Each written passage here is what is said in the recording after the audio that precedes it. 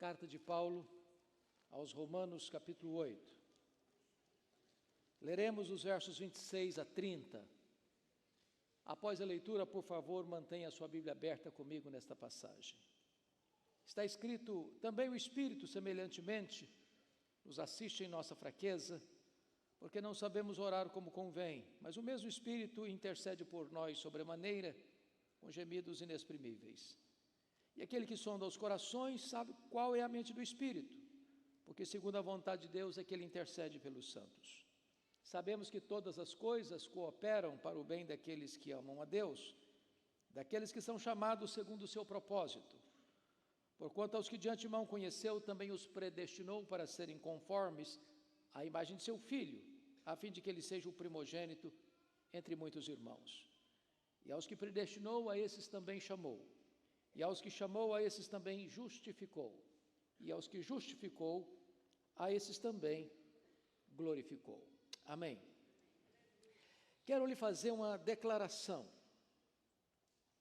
absolutamente radical, peremptória, indubitável. E a declaração é esta: nem todas as pessoas que planejam, ou desejam, ou sonham vencer na vida, vencem na vida. Isso é um fato. Ilustro isso com a saga esportiva brasileira. Quero não trazer à memória a tragédia de última Copa do Mundo no Brasil, mas a primeira Copa Mundial de Futebol no Brasil, 1950. Naquela ocasião, o Brasil foi declarado como o maior candidato a sagrar-se campeão do mundo, favorito número 1. Para não frustrar aquela expectativa, o Brasil abre o campeonato no Maracanã, construído naquela ocasião e para aquela finalidade, goleando o México por 4-0. Vem para São Paulo e empata com a Suíça por 2-2. Classifica-se para a fase seguinte, ganhando da então Iugoslávia por 2-0. E a partir daí o Brasil se transforma no grande fenômeno do futebol mundial, porque vai para a segunda fase e goleou a Suécia por 7-1. Vai para a semifinal e goleou a Espanha por 6-1. E no dia 16 de julho de 1950, o Brasil entra no Maracanã com 198 mil torcedores, dependendo apenas de um empate com o Uruguai para sagrar-se campeão do mundo. No Brasil inteiro se celebrava a vitória antecipadamente. As bandeiras eram desfraldadas nas ruas e nas praças. O Brasil entrou em campo, fez 1-0 no primeiro tempo. Quase volta para o segundo tempo com a faixa de campeão no peito. Mas o segundo tempo começou, o Uruguai empatou o jogo, mas o Brasil ainda era o campeão do mundo. Antes da partida encerrar, o Uruguai fez 2-1. Maracanã cobriu-se de silêncio, a nação brasileira de lágrimas, e a expectativa de vitória transformou-se em derrota amarga e fatídica. Eu quero dizer-lhes, entretanto, nesta manhã, que este não é o destino dos filhos de Deus. Nós não temos apenas expectativas de vitória, nós temos garantia de vitória. Nós não entramos em campo para saber se vamos ganhar ou perder. A nossa vitória já foi conquistada na cruz do Calvário. E se você está em Cristo, você é mais do que vencedor em Cristo Jesus, nosso Senhor. Esse texto nos leva a essa gloriosa convicção. Nós somos destinados para a glória, nós que cremos em Jesus. E esse texto vai revelar por quê. Primeiro, por causa da solidariedade de Deus. Quando o texto diz: também o Espírito semelhantemente nos assiste em nossa fraqueza, porque não sabemos orar como convém. Você não é vencedor porque é forte, você é vencedor apesar de ser fraco. Eu gosto muito de ler, e todas as semanas eu passo nas livrarias, normalmente dos aeroportos, para ver as novidades do mercado literário. E vocês bem sabem que as obras mais publicadas no Brasil, na América e no mundo são os livros de autoajuda. E os livros que ensinam você a ficar rico rápido. Eu acho que não estou sabendo ler bem esses livros.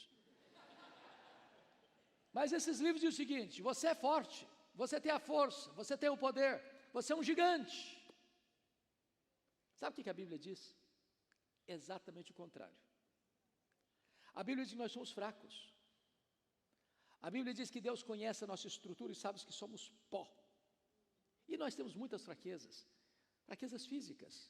O tempo, querendo ou não, vai esculpindo algumas rugas no nosso rosto indisfarçáveis. As mulheres mais inteligentes do que os homens driblam isso um pouco melhor, com um bom cosmético. Às vezes acorda-se de manhã, é um caos. Bota um bom cosmético, vira um cosmos. Daqui a pouco, uma cirurgia plástica ajuda e muito. Mas chega uma hora, convenhamos, que ainda que o famoso cirurgião plástico Pitangui ressuscitasse dentre os mortos, não tem mais jeito. As pernas ficam bambas, os joelhos trôpegos, as mãos descaídas, os olhos embaçados, e diz os entendidos que cada fio de cabelo branco que brota na nossa cabeça é a morte nos chamando para um duelo. Eu acho até um exército acampado ao meu redor. Fraquezas físicas, fraquezas emocionais, tantas. Fraquezas morais, quantas. Fraquezas espirituais. Somos um ser ambíguo, contraditório. O bem que queremos fazer não fazemos, o mal que não queremos isso praticamos. Mas apesar de sermos fracos, Deus não nos escorraça, nem nos joga na caixa de lixo da história. O Espírito Santo nos assiste em nossa fraqueza. E a ideia é de sustentar-nos e carregar-nos em seus braços. Mas você pode perguntar, mas por que nós somos fracos? Em que aspecto? Paulo responde, somos tão fracos a ponto de não sabermos orar como convém. E por que nós não sabemos orar como convém? Porque nós não sabemos o que é melhor para nós. Às vezes pedimos para Deus uma pedra, pensamos que estamos pedindo um pão. Às vezes pedimos uma cobra, pensamos que estamos pedindo um peixe. Então Deus ama tanto você e gosta tanto de você, está tão determinado em conduzir você à glória, que Deus não dá o que você pede. Deus dá o que você precisa. Deus dá o melhor. Jesus nos ensinou a orar, e ao ensinar-nos a orar, ensinou-nos assim: pedi e dar-se-vos-á, buscai e achareis, batei e abrir-se-vos-á, porque todo que pede recebe, todo que busca encontra, todo que bate abrir-se-lhe-á. Isso foi o que ele ensinou. Às vezes entendemos o contrário. Às vezes entendemos, todo que pede recebe o que pede. Não, isso não está na Bíblia. E ai de nós se estivesse. Está escrito, é todo que pede recebe. Mas não recebe o que pede, recebe o que é melhor, recebe porque o plano de Deus é melhor, que os pensamentos de Deus são mais altos, que os caminhos de Deus são mais elevados. Deus dá o que você precisa, nem sempre o que você quer. Mas Paulo vai além, com esse compromisso de Deus de nos levar para a glória, dizer da bondade de Deus, da sabedoria de Deus, que está aí no versículo 26 ainda. Ele diz assim, mas o mesmo Espírito intercede por nós sobremaneira com gemidos inexprimíveis, e aquele que sabe, ou o som dos corações, sabe qual é a mente do Espírito, que é segundo a vontade de Deus, que Ele intercede por nós. Isso significa que você tem dois intercessores na Trindade. Você tem um intercessor legal, forense, jurídico, Jesus, o advogado justo, nosso grande sumo sacerdote. Nenhuma condenação há sobre a sua vida mais que está em Cristo.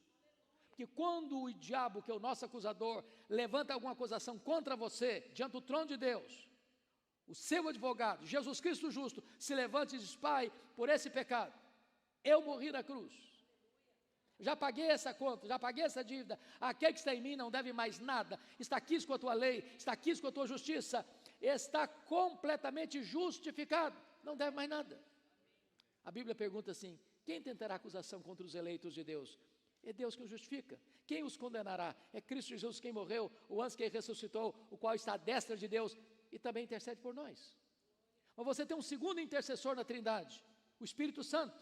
Ele habita em você, ele é o intercessor existencial. Ele ora por você, em você, ao Deus que está sobre você. De que maneira? De três maneiras. Primeiro, de forma intensa, sobremaneira. É a mesma ênfase de João 3,16, porque Deus amou o mundo de tal maneira. Segundo, Ele intercede por você de forma agônica, com gemidos inexprimíveis. O que é um gemido?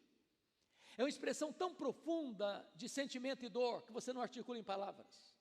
O Espírito Santo, como Deus, conhece todas as línguas, todos os idiomas, todos os dialetos, de todos os povos, de todos os tempos. Ele conhece a língua dos homens, Ele conhece a língua dos anjos. E quando Ele está orando por você, em você, ao Deus que está sobre você, Ele não encontra sequer uma língua, nem no céu, nem na terra. Por isso Ele geme com gemidos inexprimíveis.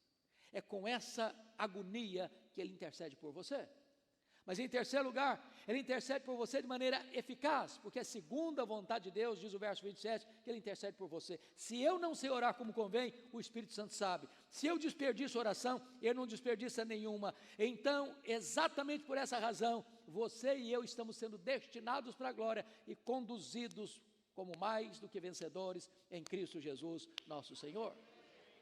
Mas em terceiro lugar, Deus está conduzindo você à glória por causa da sabedoria de Deus, no verso 28. E ele começa com a palavra técnica procedente da matemática. Sabemos. Isso é um termo exato. Ele não diz sentimos, cogitamos. Não, ele diz sabemos. E sabemos o quê? Aqui não é a linguagem da conjectura hipotética. Aqui é a linguagem da certeza experimental. Sabemos o quê? Algumas coisas? As melhores coisas? Não, todas as coisas cooperam para o bem daqueles que amam a Deus. Esse versículo é muito consolador e ao mesmo tempo desesperador. É isso mesmo. Porque você pode estar perguntando, meu Deus, mas eu estou passando tanta luta. Estou enfrentando uma enfermidade grave.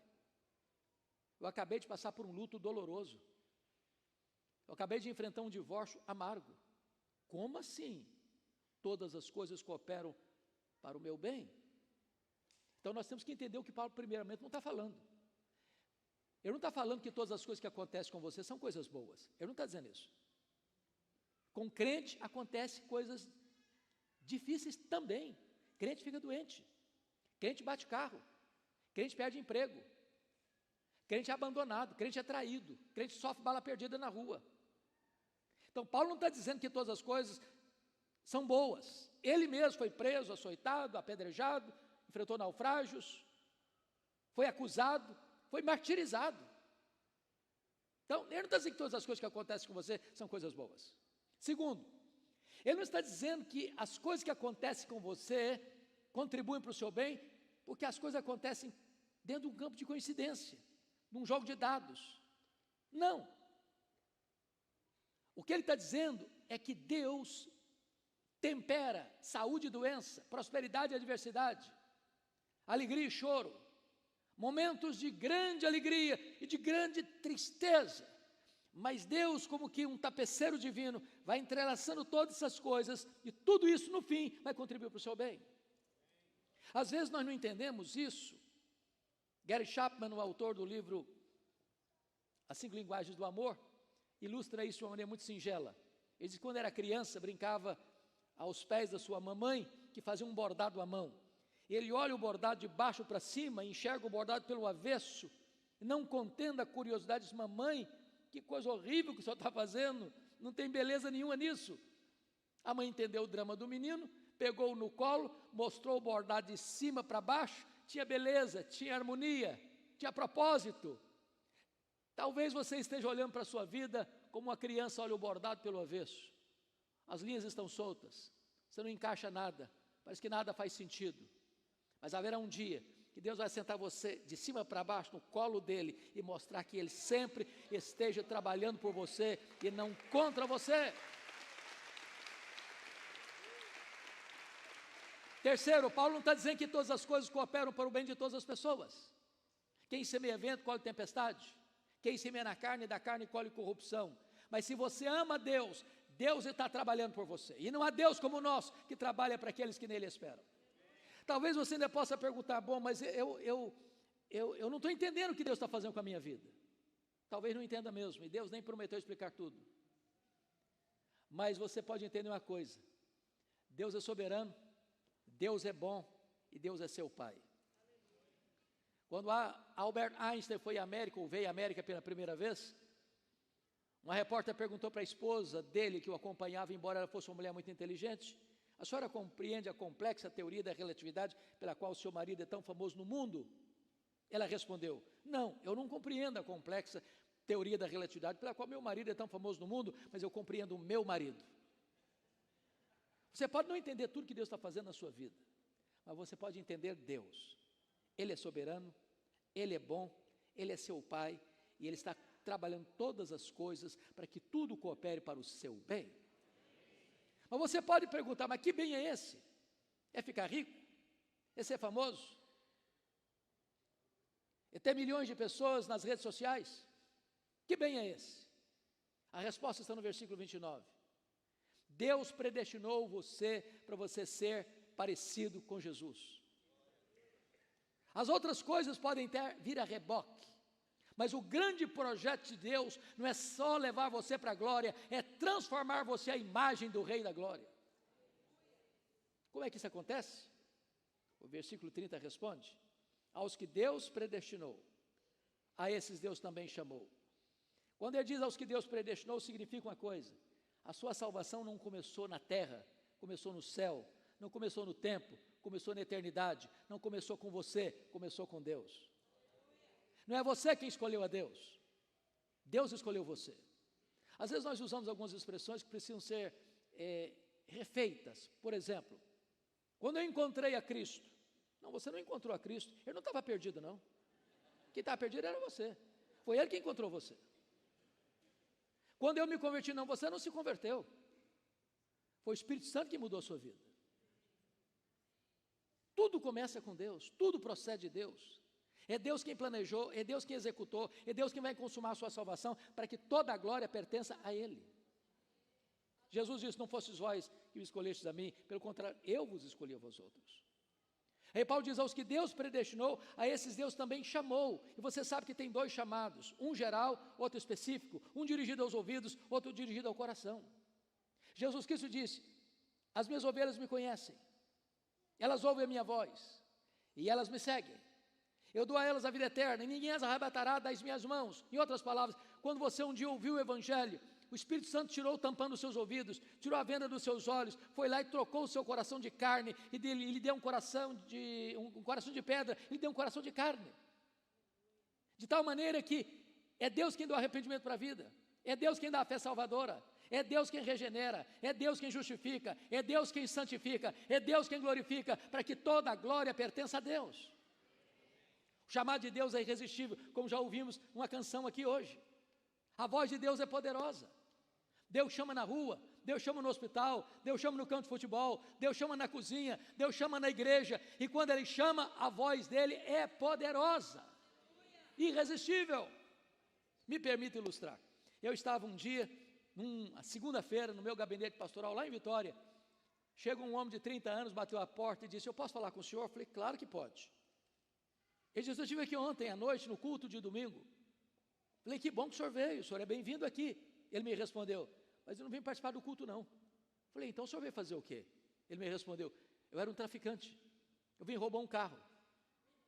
Eu estava olhando que carro eu levaria, quando de repente uma música brotou de dentro do templo, e eu fui atraído irresistivelmente pela música. Do jeito que eu estava, com o revólver 38 na cintura, eu entrei. E quando eu ouvi a palavra de Deus, aquilo entrou como uma bomba no meu coração. Eu saí daqui ontem chorando. Quando eu cheguei em casa, minha mulher perguntou: alguém te machucou? Alguém te feriu? Eu disse: não, mulher, aquele homem que você conhecia não existe mais não, aquele homem morreu, Jesus me libertou, Jesus me salvou, hoje eu sou um novo homem, agora eu sou uma nova criatura. A voz do Senhor é poderosa, é irresistível. E Paulo diz: aos que Deus chamou, a esses Deus também justificou. Meus irmãos, aqui está o coração da Bíblia. Se você não compreende a verdade gloriosa da justificação, você ainda não entendeu o coração das Escrituras. O que significa isso? A Bíblia diz que todos pecaram e destituídos estão da glória de Deus. Não há justo nenhum sequer, não há quem entenda, não há quem busque a Deus. A Bíblia diz que todos nós temos que comparecer perante o tribunal de Deus para prestar contas da nossa vida. E naquele dia, 4 quesitos vão ser julgados no critério divino do grande juiz. Primeiro, as nossas palavras. Vamos dar conta no dia do juízo por todas as palavras frívolas que proferimos. Você não lembra? Você já xingou alguma vez? Já falou mal dos outros alguma vez? Já contou uma piada que não devia ter contado, mas contou a si mesmo? Você não lembra, mas está tudo registrado nos anais do tribunal de Deus. Nós vamos ser julgados pelas nossas obras. O que você falou, o que você fez. Seu pai não viu, sua mãe não viu, seu marido não viu, sua mulher não viu, seu pastor não viu, sua igreja não viu, mas Deus viu. Você apagou a luz, Ele estava lá. Nós vamos ser julgados pelas nossas omissões. Aquilo que você deixou de fazer e não fez, você pecou por isso. Vamos ser julgados pelos nossos pensamentos, pelos nossos desejos. O único tribunal do universo que tem competência para julgar foro íntimo é o tribunal de Deus. Segundo os psicólogos, passam pela nossa cabeça mais de 10 mil pensamentos por dia. Quantos deles você não teria coragem de ver projetado nessa parede ou nesse telão? Bom, talvez você não goste desse argumento que eu estou usando, porque parece que está botando você contra a parede mesmo, e está mesmo. Mas deixa eu aliviar a sua carga. Vamos imaginar que você seja a pessoa mais virtuosa aqui de Orlando. Vamos imaginar que você seja uma pessoa tão boa, mas tão boa, que durante um dia inteiro você não peque nem uma vez por palavras, nem uma vez por obras, nem uma vez por omissão. E desses 10 mil pensamentos por dia, você só teve 3 pensamentos pecaminosos. Você seria quase um anjo ambulante. Mas se você tiver 3 pecados por dia, no final de um mês você tem 90 pecados. Se você tiver só 3 pecados por dia, no final de um ano você tem 1080 pecados. Vamos arredondar para 1000 para aliviar mais um pouco. Se eu tivesse só 3 pecados por dia, eu estaria hoje com 66 mil pecados. Você já imaginou um réu chegando para o juízo, para o julgamento, e o promotor e o advogado de acusação provar pelos autos do processo que ele cometeu 66 mil violações da lei? É um caso perdido. Esse réu está condenado. Bom, mas me permita agora dizer, você não precisa ter 66 mil pecados para não entrar no céu, não. Se você tiver um único pecado, você não pode entrar no céu. Sabia disso? Você é radical. Você sabia que só gente perfeita entra no céu? Se entrar um pecado no céu, o céu deixa de ser céu. Aí você pode dizer, bom, mas isso é injusto, porque eu faço tanta coisa boa. Se botar na balança, tem mais coisa boa do que coisa ruim. Mas me permita ilustrar. Imagine que você vai chegar para fazer um grande omelete para sua família e pega 10 ovos. Os 9 primeiros, a gema vermelhinha. Ao que você quebrou o 10º ovo, ele está podre. Quanto do omelete você estragou? Todo. Você faz uma coisa, 10 coisas boas, faz um errado, estragou tudo. Sabe por quê? A Bíblia diz o seguinte, se eu guardar toda a lei e tropeçar num único ponto, você é culpado da lei inteira. Então, você diz assim, bom, se é desse jeito, eu estou frito. Parabéns, é isso mesmo. Tá mesmo. É impossível você salvar você mesmo pelas suas obras. Mas o que você não pode fazer, Deus fez por você. Ele mandou Jesus Cristo, seu Filho, e Ele veio como seu fiador representante. E quando Ele foi para a cruz, a Bíblia diz que Deus lançou sobre Ele a iniquidade de todos nós. Ele foi carregando sobre o seu corpo no madeiro os nossos pecados. E quando Ele estava lá na cruz, o sol apagou o rosto e houve trevas ao meio-dia. O próprio Pai o desamparou. Naquele momento Ele foi feito pecado, Ele foi feito maldição, não havia beleza nele. E quando o seu, nosso pecado estava sobre Ele, antes de morrer, Ele deu um brado na cruz e disse, Tetelestai, está consumado. E pegou escrito de dívida que era contra você, rasgou, anulou, encravou na cruz e disse, está pago, aquele que crê em mim não deve mais nada, ele está justificado. Já nenhuma condenação a mais para aqueles que estão em Cristo Jesus nosso Senhor. E agora Paulo termina assim, e aos que Deus justificou, a esses Deus também glorificou. Você diz, Paulo, você errou na gramática ou na teologia? A glorificação é um fato futuro, se dará na segunda vinda de Cristo. Mas se você foi predestinado, chamado, justificado na mente de Deus, nos decretos de Deus, você já está no céu. A glorificação é uma garantia absoluta, dada pelo próprio Deus. Então Paulo não podia concluir de outra maneira, a não ser fazendo 5 perguntas retóricas. Se Deus é por nós, quem será contra nós?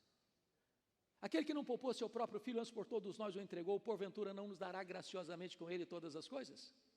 Quem tentará acusação contra os eleitos de Deus? É Deus quem os justifica. Quem os condenará? É Cristo Jesus quem morreu, ou antes quem ressuscitou, o qual está à destra de Deus e também intercede por nós. Quem nos separará do amor de Deus que está em Cristo Jesus? Será tribulação, ou angústia, ou perseguição, ou fome, ou nudez, ou perigo, ou espada? Por meio de todas essas coisas somos mais do que vencedores por meio de Cristo Jesus nosso Senhor. E eu estou bem certo de que nem a morte, nem a vida, nem anjos, nem principados, nem poderes, nem altura, nem qualquer outra criatura poderá separar-nos do amor de Deus em Cristo Jesus, nosso Senhor. Estamos eternamente seguros, em Cristo seguros. Nenhuma dúvida, nenhum medo, nenhuma insegurança. A nossa vida está nas mãos daquele que criou o universo, sustenta o universo e nos salvou com tão grande salvação. Viva os dias da sua vida para glorificar esse Deus, para viver para a glória desse Deus e para deleitar-se neste Deus por tão grande salvação. Que Deus nos abençoe.